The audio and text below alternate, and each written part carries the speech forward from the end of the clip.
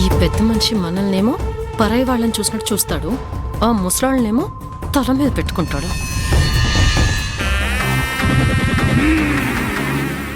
Hi Sanjana. Hi uncle. ఎలా ఉన్నావు? బాగున్నాను అంకుల్, మీరెలా ఉన్నారు? నాకేంటమ్మా, బేషుగ్గా ఉన్నాను.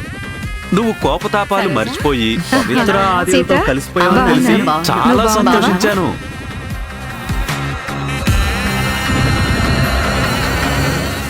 సంజన. సీతమ్మ. హాయ్ పవి. హాయ్ ఆది.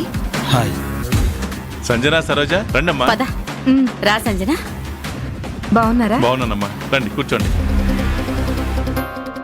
బాగున్నారా అండి?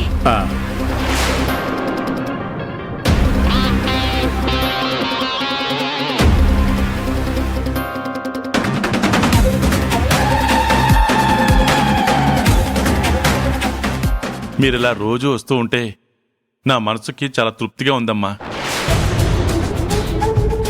అవి మన ప్లాన్ అంచనా తప్పుతుందంటే రాజశేఖర్ అంకుల్ వస్తారనుకుంటే ఆయన రాకుండా వీళ్ళిద్దరూ వచ్చారంటే.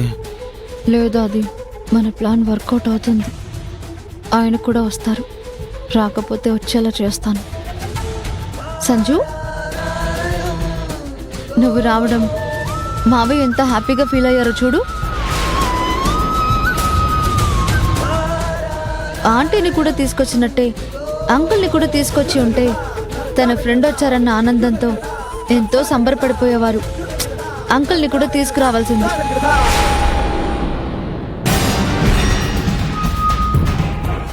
అవునమ్మా, రాజశేఖర్ రాకపోవడం నాకు కాస్త వెలితిగా ఉంది. చక్రవర్తి అంకుల్ వెళ్తే డాడీ గ్యారంటీగా లోపలికి వస్తారు. వీళ్ళు కలిసిపోతే నా ప్లాన్ తొందరగా వర్కౌట్ అయిపోతుంది. డాడీ వచ్చారు అంకుల్, బయటే ఉన్నారు.